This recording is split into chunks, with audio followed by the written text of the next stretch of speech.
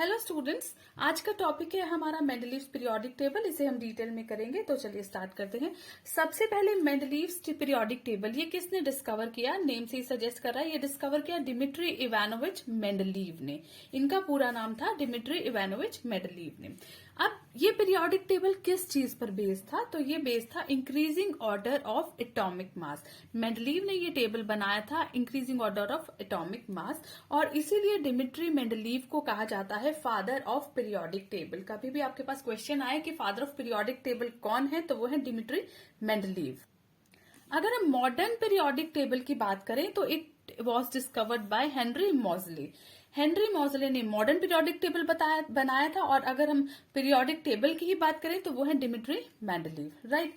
अभी मोजले को इसलिए हम कहते हैं father of modern periodic table.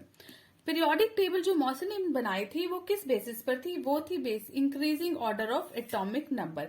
यानी मेंडलीव की जो थी वो थी increasing order of atomic mass, और मोजले की जो टेबल थी मॉडर्न पीरियोडिक टेबल, ये बेस करती थी एटॉमिक नंबर पर। यहां बात हो रही है मेंडलीव्स पीरियोडिक टेबल की, तो वहीं चलते हैं।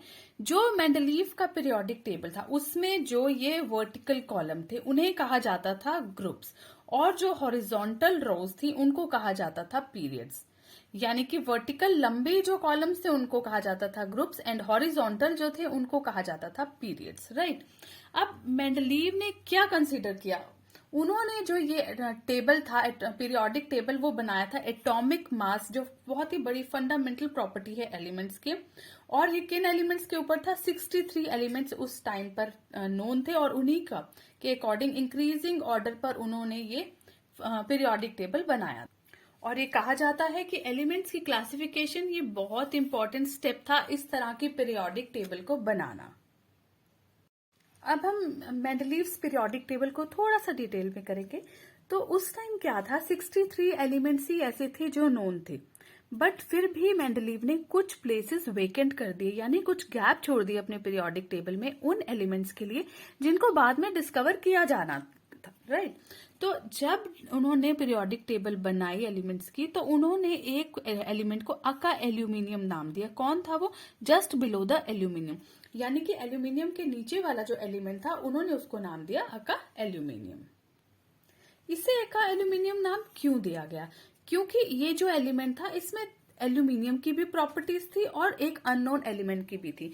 यानी एक मिक्सचर था दो एलिमेंट्स का, जिसमें एल्यूमिनियम का तो हमें पता था कि है, और एक अननोन एलिमेंट था, इसलिए उन्होंने इस एलिमेंट को नाम दिया एका एल्यूमिनियम। उसके बाद एक अननोन एलिमेंट ही प्रेडिक्टेड, जो उन्होंने बताया अननोन एलिमेंट के बारे में, उसकी प्रॉपर्टीज एल्यूमिनियम से बिल्कुल सेम थी, और वो बहुत ही रेयर आइसोटॉप था एल्यूमिनियम का। बाद में जब इसे डिस्कवर किया गया तो ये क्या था? ये गैलियम था, जिसका एटॉमिक वेट था 68 एंड एटॉमिक नंबर था 31। समझ रहे हैं आप कि जो एल्यूमिनियम का आइसोटॉप था ये, जिसे बाद में जब तब हमें नहीं पता था ये क्या है, बट जब डिस्कवर किया गया तो पता चला कि इसका नाम है गैलियम, और इसका एटॉमिक वेट है 68 एंड एटॉमिक नंबर इसका था 31। अब बाद में पता चला कि एका एल्यूमिनियम तो क्या है? गैलियम।